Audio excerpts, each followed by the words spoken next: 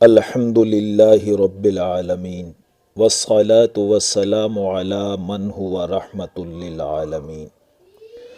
قرآن حکیم کلاس میں آج ہم سورۃ الانعام کی آیت نمبر 118 تا 121 کو سمجھیں گے۔ آج کی آیات کا ترجمہ اور تفسیر کرنے سے پہلے پچھلی آیات کی چند باتیں مستحضر کر لیجیے کہ ایسے لوگ ہر زمانے میں موجود رہے ہیں جو درست اور حق باتوں پر، جو اللہ کی باتیں ہیں، ان پر سنہری الفاظ کی ملمہ کاری کر کے لوگوں کو دھوکے میں مبتلا کرتے رہتے ہیں۔ ایسے لوگوں کو اللہ تعالیٰ نے معاشرے میں کیوں موجود رکھا ہوا ہے؟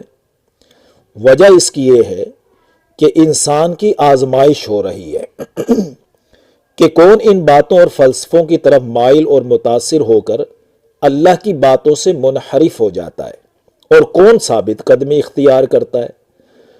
یاد رکھیے، اللہ تعالیٰ کی طرف سے انسانوں کی ہدایت اور رہنمائی کے لیے پورا انتظام موجود ہے کہ اللہ کی کتاب قرآن حکیم بڑے مفصل انداز میں حق و باطل کی وضاحت کر رہی ہے، اور وہ کتاب نہ صرف یہ کہ ہر لحاظ سے مکمل ہے بلکہ حتمی فائنل بھی ہے۔ اس کتاب کی باتیں، خبریں، نظریات و فلسفے، وعدے اور وعیدیں 100% سچی ہیں، اور اس کتاب کی ہدایات و قوانین انسانی فلاح و بہبود کے لیے ہیں۔ تو اس کتاب کے ہوتے ہوئے اس کی طرف متوجہ نہ ہونا، اس کو سمجھنے کے لیے وقت نہ نکالنا، اللہ کی اس نعمت کی ناقدری بھی ہے اور گمراہی کا سبب بھی ہے۔ یعنی اللہ کی راہ گم کر کے دوسروں کی راہ اختیار کرنے کا سبب ہے، گمراہی ہے۔ تو گویا اللہ کی راہ پر ثابت قدمی کے لیے اللہ کی کتاب سے وابستہ رہنا بھی ضروری ہے، اور پھر اس کتاب کی ہدایت کو پورے یقین کے ساتھ اپنی زندگی پر لاگو کرنا بھی ضروری ہے، ورنہ معاشرے میں موجود ملمہ کاری کرنے والے لوگ ہمیں آسانی سے گمراہ کر لیں گے۔ دیکھیے، کسی بھی شخص یا خاندان کے انداز، لباس اور طرز زندگی سے متاثر ہونے سے پہلے یہ جائزہ ضرور لے لیں کہ کیا وہ کتاب اللہ کی ہدایات، ڈائریکشنز کے سے مطابقت بھی رکھتے ہیں یا نہیں، یا اس کے مخالف ہیں۔ اگر وہ مخالف ہیں اور دیکھنے میں وہ خواہ کتنے ہی خوبصورت اور سنہری معلوم کیوں نہ ہو رہے ہوں، ان کو ہرگز فالو نہ کیجیے بلکہ ان کی اصلاح کی کوشش کیجیے۔ ایسے لوگ چونکہ ہر زمانے میں موجود ہوتے ہیں، تو آپ صلی اللہ علیہ وسلم کے دور میں بھی تھے۔ انہوں نے اہل ایمان کو دھوکے میں مبتلا کرنے کے لیے کہا کہ جس کو اللہ مارے اس کو تم حرام کہتے ہو، اور جس کو تم مارو یعنی ذبح کرو جانور کو، اس جانور کو تم حلال کہتے ہو۔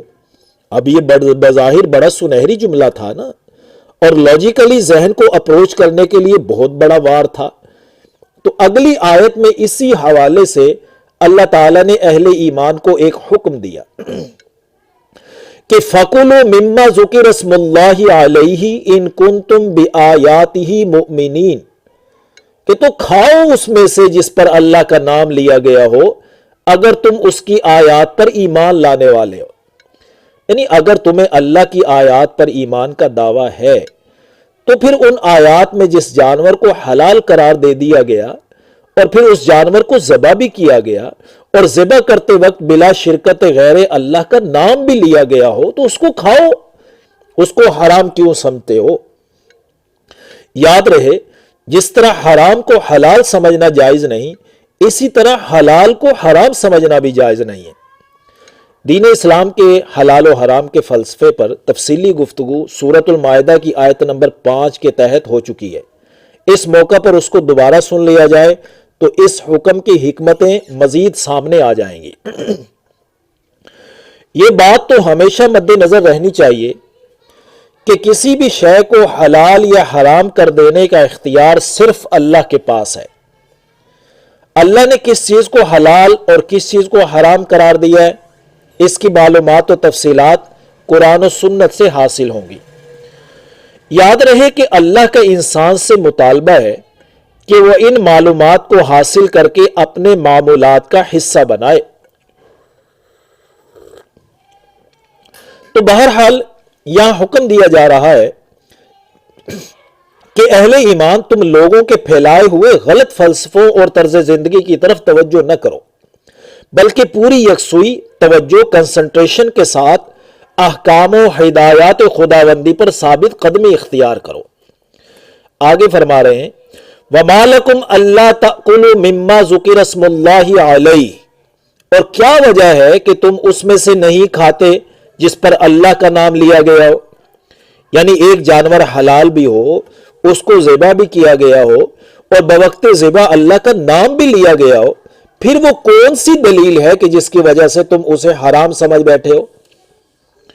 وَقَدْ فَصَّلَ لَكُمْ مَا حَرَّمَ عَلَيْكُمْ، حالانکہ جو چیزیں تم پر حرام کی گئی ہیں ان کو اللہ تعالیٰ نے تمہارے لیے تفصیلاً بیان کر دیا ہے۔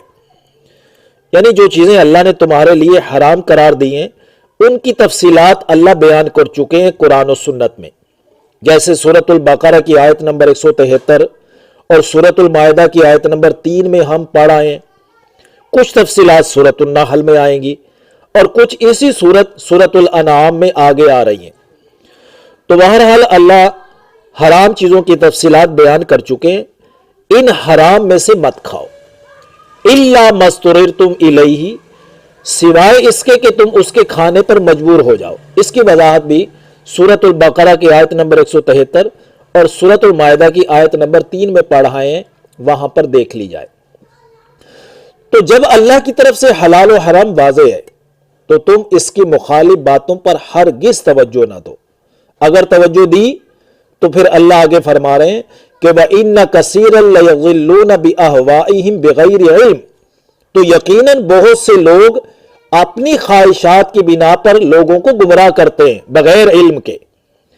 یعنی بہت سے لوگوں کے اعمال کسی علم و دلیل کی بنیاد پر تو ہوتے نہیں، بلکہ ان کی اپنی خواہشات ہوتی ہیں۔ اصل مقصد تو ان کا اپنی خواہشات کی تکمیل ہوتا ہے، لیکن وہ اس کے حق میں ملمہ کاری کر کے لوگوں کو بھی گمراہ کر دیتے ہیں۔ آگے فرمایا ان ربک هو اعلم بالمعتدین، بے شک آپ کا رب حد سے بڑھنے والوں کو خوب جانتا ہے، جو اس سے دائرے اس کی حدود مقرر کردہ حدود سے باہر رہ کے زندگی گزارتے ہیں وہ اللہ سے پوشیدہ نہیں ہے، ان قریب ان کو گرفتار کر لیا جائے گا۔ وَذَرُوا ظَاهِرَ الْإِثْمِ وَبَاطِنَهُ، اور چھوڑ دو کھلے اور چھپے گناہ کو، یعنی صرف جانور کے معاملہ میں حلال و حرام ہی نہیں بلکہ ہر معاملے میں اپنا جائزہ لے لو، اگر کھلے یا چھپے ہوئے گناہ میں مبتلا ہو تو اس کو فوراً چھوڑنے کا عزم کر لو، کسی کے بہکانے پر کسی قسم کے گناہ میں مبتلا نہ ہو۔ یہ بڑا سنجیدہ معاملہ ہے کیونکہ عن قریب گناہوں کے برے نتائج نکلنے والے ہیں۔ اس لیے آگے فرما رہے ہیں ان الذین یکسبون الاسم سیجزون بما کانوا یقترفون، بے شک وہ لوگ جو گناہ کماتے ہیں عن قریب ان کو بدلہ دیا جائے گا اس کا جس کا وہ ارتکاب کرتے تھے۔ اب اگلی آیت میں تصویر کا دوسرا رخ دکھایا جا رہا ہے کہ وَلَا تَأْكُلُوا مِمَّا لَمْ يُذْكَرِ اسْمُ اللَّهِ عَلَيْهِ، اور اس میں سے مت کھاؤ جس پر اللہ کا نام نہیں لیا گیا۔ یعنی اگر جانور حلال بھی ہے، اس کو ذبح بھی کیا گیا ہے، لیکن جان بوجھ کر اس پر اللہ کا نام نہ لیا گیا ہو، ایسے جانور کو مت کھاؤ۔ اور جس پر اللہ کے سوا کسی دوسرے کا نام لیا گیا وہ تو اس سے بھی بڑھ کر حرام ہو جائے گا۔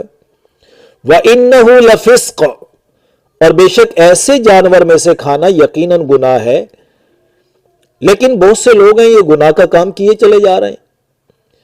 جو ان گناہوں کے کاموں کو کیے چلے جا رہے ہیں، ایسے نافرمانوں کی جو دوستی ہے وہ شیاطین سے ہو جاتی ہے۔ پھر وہ شیاطین ایسے لوگوں کو طرح طرح کی پٹیاں پڑھاتے ہیں، ان کو گناہ پر مطمئن کرنے کے لیے طرح طرح کی باتیں ذہن میں ڈالتے ہیں۔ یہی بات اللہ آگے ارشاد فرما رہے ہیں کہ وَإِنَّ الشَّيَاطِينَ لَيُوحُونَ إِلَىٰ أَوْلِيَائِهِمْ لِيُجَادِلُوكُمْ، اور بے شک شیاطین اپنے دوستوں کے دلوں میں باتیں ڈالتے رہتے ہیں تاکہ وہ ان باتوں کے ذریعے اہل ایمان سے جھگڑا کریں کہ ہم جو کچھ کہہ رہے ہیں وہ صحیح ہے، اس کی یہ وجہ ہے، اس کے یہ دلائل ہیں۔ تو اہل ایمان تم ایسے لوگوں کی طرف ہرگز متوجہ نہ ہونا۔ وَإِنْ أَطَعْتُمُوهُمْ إِنَّكُمْ لَمُشْرِكُونَ، اور اگر تم ان کی اطاعت کرو گے، ان کو فالو کرو گے تو یقیناً تم بھی مشرک ہو گئے۔ تو اللہ تعالیٰ سے دعا ہے کہ وہ ہمیں حلال و حرام کی تمیز کرتے ہوئے زندگی گزارنے کی توفیق عطا فرمائے، آمین یا رب العالمین۔